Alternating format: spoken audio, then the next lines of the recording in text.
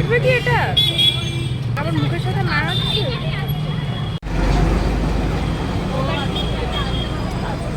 সাজতে ভালো লাগে।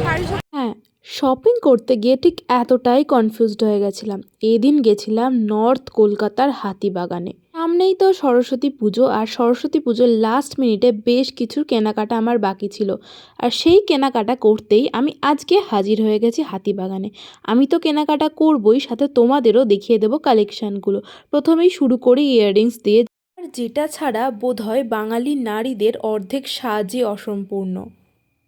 হাতেই পেয়ে গেছিলাম এই সুন্দর হ্যান্ডমেড জুয়েলারির দোকানটা। এখানে 100 থেকে শুরু করে 200-র মধ্যে ভীষণ সুন্দর সুন্দর কালেকশান ছিল। আর এই যে এই ক্ল্যাচারগুলো দেখছো, এগুলো একসময় ভীষণ ট্রেন্ডি ছিল। এখানে মাত্র 30 রুপিসেই পাওয়া যাচ্ছিল। পরপরই আমার চোখটা গিয়ে পড়লো একটা খুব সুন্দর ইউনিক দোকানে, যেটা ছিল চাবি রিডিংয়ে ভরপুর। 30 রুপিস থেকে এখানে শুরু হচ্ছে 150-র মধ্যে এত ইউনিক কালেকশান তোমরা পেয়ে যাবে।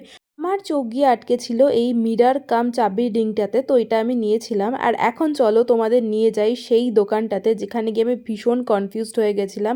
আমি বেসিক্যালি এরকম বড় ঝুমকো আগে কখনো ট্রাই করিনি, তাই একটু কনফিউজ ছিলাম নেবো কি নেবো না। কিন্তু হাজার কনফিউশনের পরেও সবার সাজেশনেই আমি নিয়েছিলাম এই ঝুমকোটা। আর এটার প্রাইস ঠিক কত হতে পারে এটা তোমরা গেস করে কিন্তু কমেন্টে জানাতে পারো। এরপরে আমরা গেছিলাম ভেটকি মোমো খেতে। নর্থে আসবো আর ভেটকি মোমো খাবো না তা কি হয়? আর আমি এখানে পেয়ে গেছিলাম কিন্ডার জয়।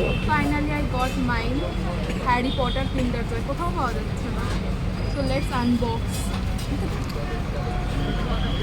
খুলছে না।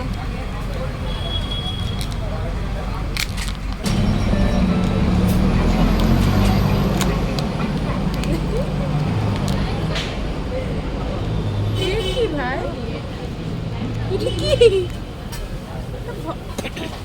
ভাঙা?